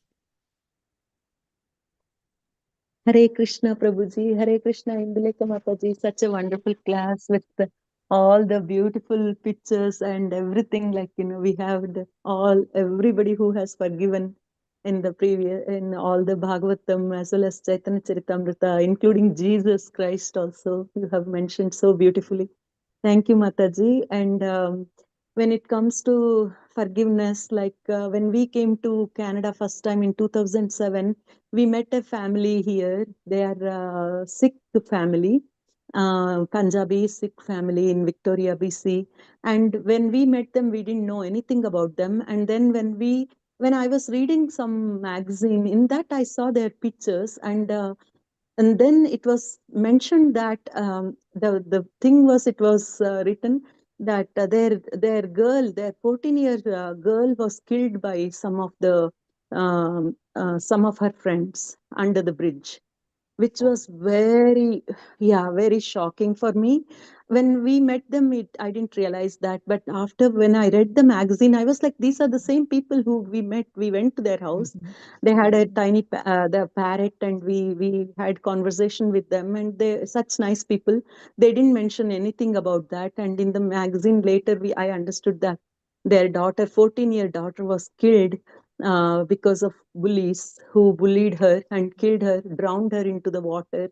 And I think, like, small things, if it is bothering us so much, and how big hearted they must be as parents who forgave, like, they forgave gave the kids who actually killed their 14-year-old girl, who they raised so with love and affection, with so much. And whenever I think of that, I feel like these things, small things, shouldn't bother us at all. Like, if so, always remembering this was in person. I have seen them in person. So like, reading the scriptures and all, we don't see like in real, but this was in real. I have seen them in person. So every time I see someone hurting somebody else, then I think how big hearted those people are, those parents are. So I just thought of sharing this, Mataji, today, and thank you so much. And there is a TV serial also, it seems, which had come in, I don't know when, but it is also called Under the Bridge or something. So, or talking about this story, and which is very painful to hear. So thank you, Mataji. Hare Krishna. Beautiful class, Mataji. Thank you. Hare Krishna. Thank you so much, Mataji. Okay. Any other questions, dear devotees?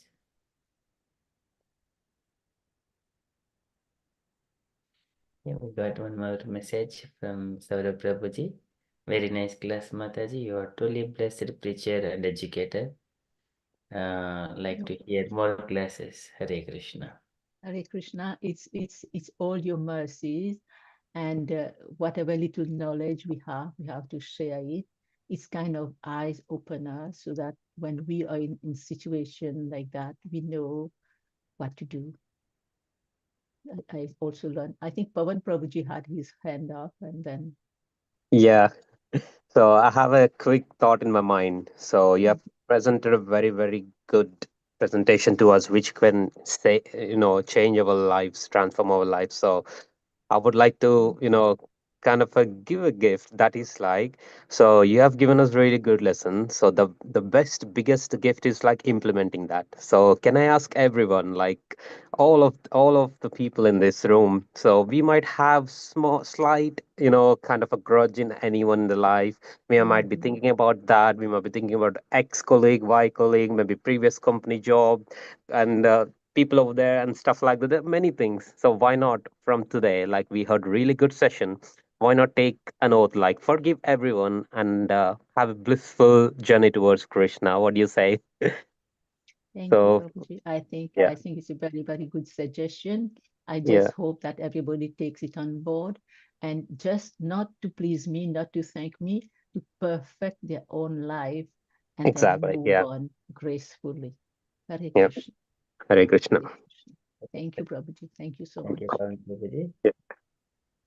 And Vijay Krishna Prabhuji want to probably talk. Yeah, I Yeah, can see his that. hand may be hurting now. It's too for too long. No, Okay, I Vijay can Krishna. wait. I can wait. We are Prabhuji, Hare Krishna, well, Vijay Krishna Prabhuji. I know you can wait, but we have to respect the times because I'm sure it's quite late in UK. For me, I can spend another half a day because it's only like 1 o'clock during the day, So you midday want for me to me. speak now? Yes, Prabhuji, I want you to speak. Please, let us keep to the point, and then let us not have repetition so that we save time. And then please go ahead, tell me your Yeah, no, question. no. All I'll of be quick. Thank you. Because the subject of what? The subject of forgiveness reminded me of how far it should go, like a father or a mother forgiving their sons and daughters, how far a temple president should go in forgiving his subordinates, a temple commander, etc., and so on. Because it may happen that sons and daughters may disrespect and it happens, their fathers and mothers. And in the temple and in devotional communities, subordinates may disrespect their seniors and authorities. So this subject of forgiveness transported me to the subject which is how far should we go, we temple authorities. Actually, I am a temple president.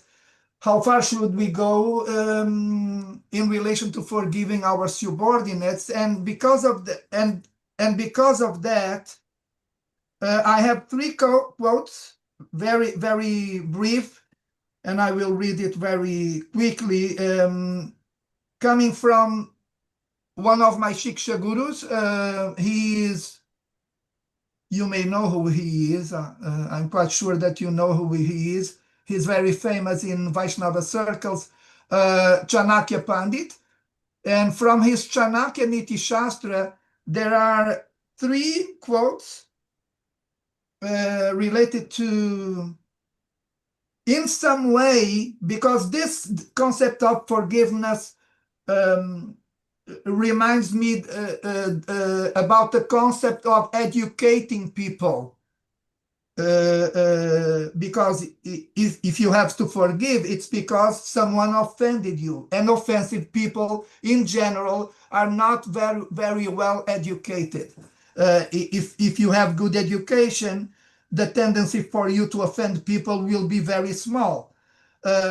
So I think it would be very useful for us to to go along with these three quotes from Chanakya Pandit, and they go as follows.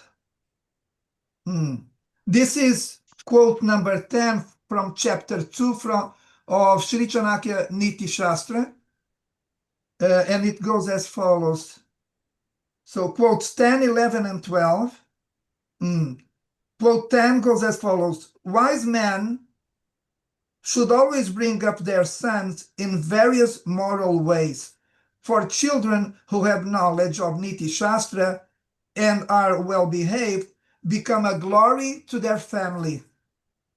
Quote number 11. Those parents who do not educate their sons are their enemies.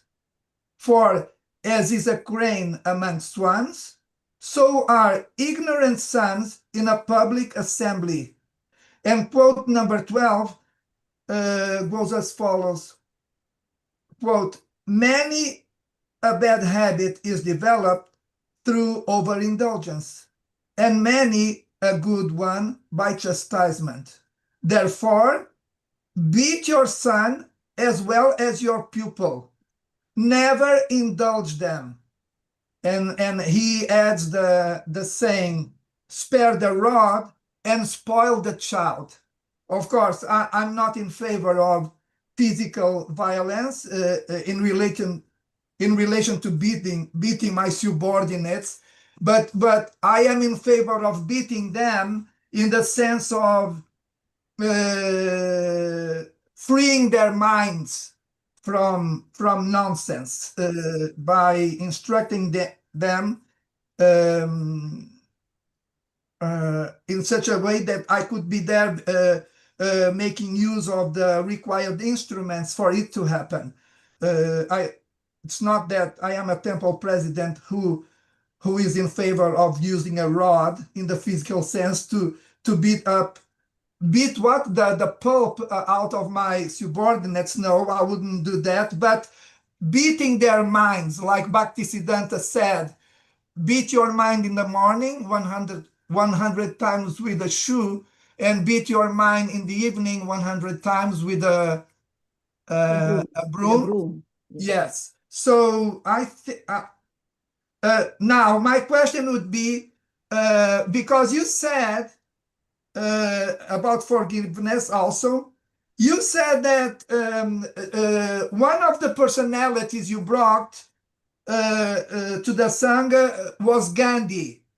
And you mentioned that Gandhi said that non-violence is infinitely superior to violence. So based on this, my question would be, how do you explain that while practicing non-violence, Gandhi ended up being assassinated cold-blooded in the way he did? Where is the power, the superpower of non-violence that he couldn't avoid? His non-violence couldn't avoid for him to prevent from being assassinated cold-blooded like he was. That would be my question. Right, Prabhuji. Thank you for your question. You're welcome. Gandhiji, there is a saying, I think from Bhagavatam itself somewhere. If you have to sacrifice a family member to save a whole family, you do so. If you have to sacrifice one family for a village, you do so. If you have to sacrifice one village for a town, you do so. If you have to sacrifice one town for a state, you do it. If you have to sacrifice a state for a country, you do it like this. Gandhi sacrificed his life to save the whole India. That's my answer, right? Another thing is, Gandhi knew that violence, if he started the movement like violence, there would be world war, right? So he did not want that kind of things to happen. He preferred to give his life up than to make others be killed. Now, another thing is, you're talking about nowadays you cannot use a rod. You cannot physically beat anyone. Even parents are not allowed to slap their children. Chanakya Pandit wrote his Nidhi Sastra long time ago, where it was accepted. When I was at school, 15 years, I was getting, during the break time, the assistant principal will have a long stick in his hand. He's walking around in the yard, seeing who is misbehaving. Doesn't matter you're a girl or you're a boy, you will get it, right? It was accepted. And if parents get the report that their children have been beaten at school, parents will say, that's good, the child should get it more, because they wanted their children to be good citizens, good children. Now, if nowadays we cannot use those strategies, what we can do? Teaching and teaching. So suppose a young teenager smoking in front of his father, right? If the father just go and slap the child and walk away, tomorrow the child will smoke again. The father should stop, talk to the child. What are you doing? Do you feel good having it? You know it's bad for your health. Let's go and do some research. Let the child find his answer by himself. That smoking damage my health. Let the child do some research and then come back with the father and discuss. The child will get the knowledge and then he will learn, right? So this is what you should be doing. If you see your subordinate are not behaving, maybe they are not happy, analyze the situation, why they are not behaving. Maybe the chores, the responsibility you have given them, they cannot take it and properly. So maybe they're not good at it. If you keep someone all the time just washing the pots in the kitchen without help, I have been through that in temple kitchen and I know, and then sometimes you say, it's enough, I need some help. So find out what is going on. If you leave one person only to clean the kitchen of the Sunday feast, which is very messy, find out why that person is not happy. If you give one person only to give clothes all the Sundays, that person may not be able to. They may have other commitment. They may have health issues. They may have 10,000 problems in life. So come to them, talk to them. You're not happy. What's wrong? You want to change the responsibility. You want to take another job, or you want to do something else, or are you well? Do you have health problem? Do you have anything bothering you? You want to talk one-to-one openly, and you should be at their level. You don't sit on the chair and put them on the floor and then talk. Never. Put them on the chair. You said, oh, you both sit on the floor in private, not in front of everyone. Talk to them, ask them about the problem, deal with it one-to-one, advise them as a temple president, ask their opinion and listen to them. Be open to listening and to changes. That is what I advise you to do, Prabhuji. And I'm sure you are in a high position and you know better than me how to deal with the situation. That is my opinion, Prabhuji. Yes, Indulekha Mataji, your answer just reminded me very quickly. We need to take into consideration, in relation to our subordinates, their psychophysical nature, and engage their psychophysical nature in accordance. Accordance, yes. Yes, yeah, absolutely. Thank you very much. As to be expected, a very clarifying and beautiful answer to my question. Hare Krishna. Thank you, Hare Krishna. Srila Prabhupada forgave so many of disciples. Yes, he did. So many disciples, some senior disciples, they left the movement, they got married, and then they came back, and then he accepted them. He didn't even ask, why did you do that? He said, at least they are not going out and committing nonsense. They got married, they got settled, they have a life, grihastha life, fine. He forgave them. And he forget whatever had happened also. Yes, so he moved on. Prabhuji, yeah. Thank you. As a temple president, Prabhuji, you have a big job, you have a big task to carry out. So make sure that all your subordinates, you are giving them appropriate tasks depending on their age, on their gender, on their capacity, on the level of education, and all these should be planned. You should look into every little thing. Because if you just assign them jobs and they are not able to do, somebody may, you may say, okay, Prabhuji, he's strong, let me put him in the kitchen, right? Wash the dishes all the time, the big pot. Do you know that he's suffering from some shoulder pain? Do you know that he cannot bend? Do you know that he's allergic to some soap? So you have to have kind of a chart and give it away. Who can do what? Let them pick the service. Don't just assign them yourself. That will make your kind of governance like smooth ruling of your temple. Yes, that is what we want. Everyone happy. Yes, thank you, Yes, Babaji. thank you. That will initiate people to come forward, you know. That will initiate them, yes, Babaji giving us a chance, an opportunity. Let's go forward instead of just taking and you have to do this, you have to do that. Like, no, don't do that. Thank Of you. course, Hare Mataji, Krishna. I won't do Hare it. Krishna. Hare Krishna. Thank you. Hare Krishna. Hare Krishna. Hare Krishna. Thank you, Prabhuji and Mataji. So I think Javed Mataji has question. Raise the hand. Hare Krishna, Javed Mataji. No, Prabhuji, not today. Thank you so much. I think it's very late as it is. Thank you so Hare much. Krishna. Hare Krishna.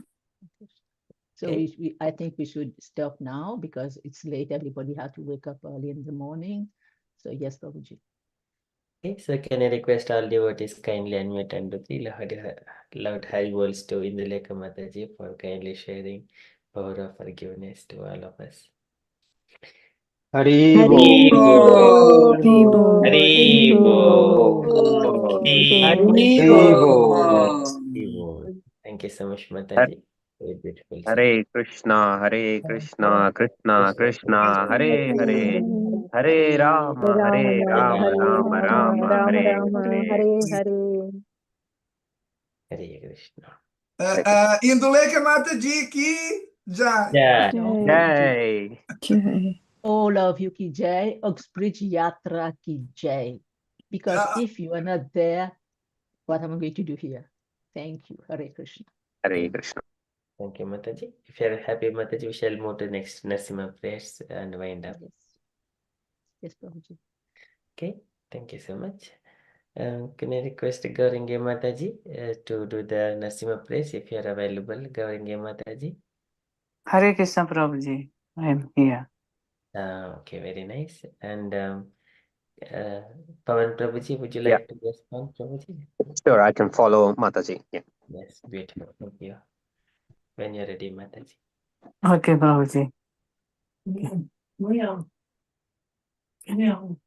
Namaste Narasimhaya. Namaste Narasimhaya. Namaste Narasimhaya.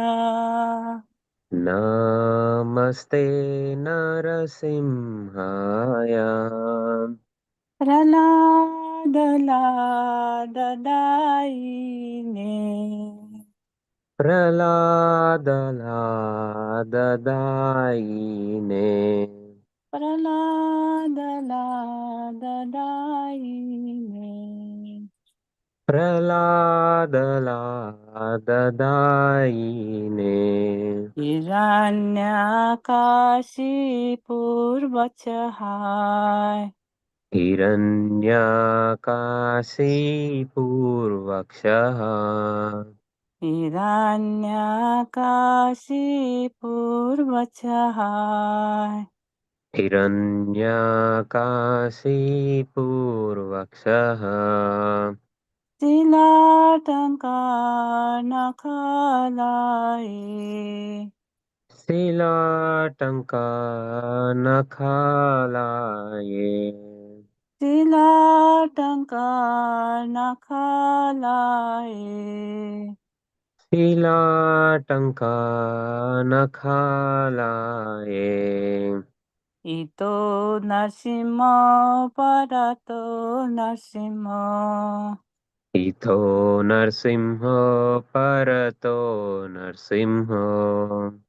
Ito Narsimha Parato Narsimha. Ito Narsimha Parato Narsimha. Yeto Yeto Yami Tato Narsimha. Yeto Yeto Yami Tato Narsimha. Yeto Yeto Yami Tato Narsimha. Yeto Yeto Yami Tato Narsimha.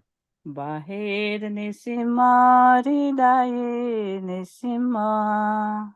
Bahir Narsimha Hridaye Narsimha. Bahir Nisimha Hridaye Nisimha. Bahir Narsimha Hridaye Narsimha.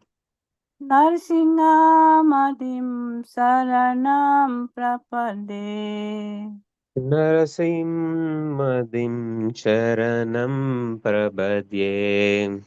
Narsingamadhim Saranam Prapade. Narasimhadim Sharanam Prabhadye. Tabakara Kamalabare Nakam Adbhuta Singam Dalita Hiranyakasipu Tanuvringa Kesavadrita Narahari Rupa Jai Jagadish Hare Jai Jagadish Hare Jai Jagadish Hare Tavakara Kamalavare Nakham Adbhuta Shringam Dalita Hiranyakasaputanu केशवद्रीता नरहरिरूपा जय जगदीश हरे जय जगदीश हरे केशवद्रीता नरहरिरूपा जय जगदीश हरे जय जगदीश हरे Kesavadrita Narahari Rupa Jai Jagadish Hare Jai Jagadish Hare Jai Jagadish Hare केशवद्रीता नरहरिरूपा जय जगदीश हरे जय जगदीश हरे जय जगदीश हरे Jaya Narsimhadev Jaya Narsimhadev Narsimhadev Jaya Narsimhadev Narasimhadeva जय नरसिंहदेव जय नरसिंहदेव जय Narasimhadeva Jaya Narsimhadev Narsimhadev Narsimhadev Jaya Narsimhadev जय नरसिंहदेव नरसिंहदेव जय नरसिंहदेव जय Narasimhadeva Jaya Prahlad Maharaj Prahlad Maharaj Prahlad Maharaj Jaya Prahlad Maharaj जय प्रहलाद महाराज प्रहलाद महाराज प्रहलाद महाराज जय प्रहलाद महाराज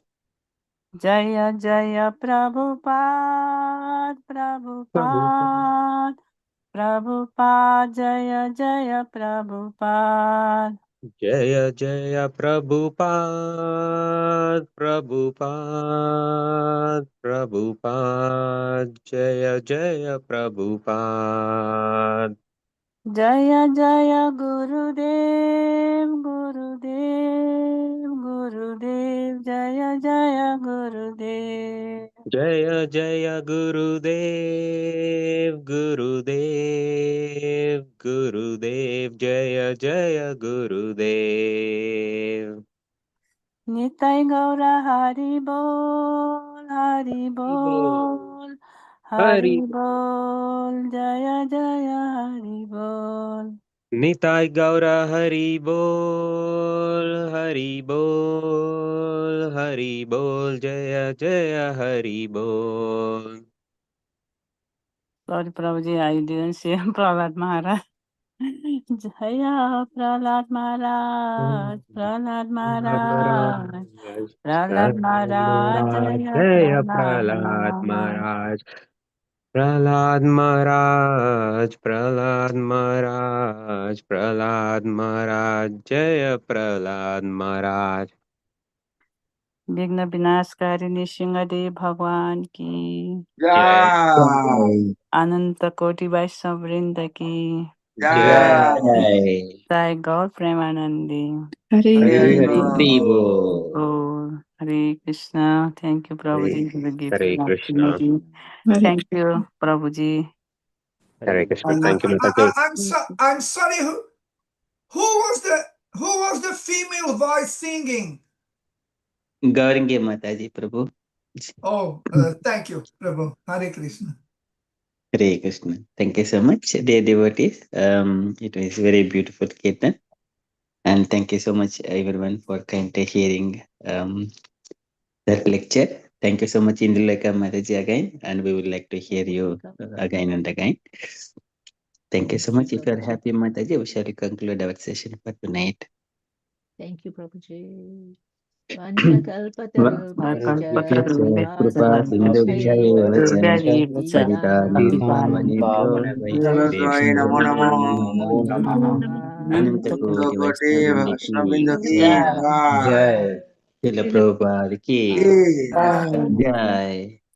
Hare Jai Krishna Gaur. Gaur consciousness, Premanandi, everyone. Hari Bol. Happy Ekadashi, Patuma. Happy Ekadashi. Amoga Prabhu ki jai. Jai. Jai. Jai Krishna Prabhu ki Jai. Jai. Jai. Hare thank you, Krishna. Indulekha Mataji. Thank Very you, nice thank you, class, Prabhu. Mataji. Thank Thank you you, very Prabhu. much. Hare Krishna. Hare Bol. Bol.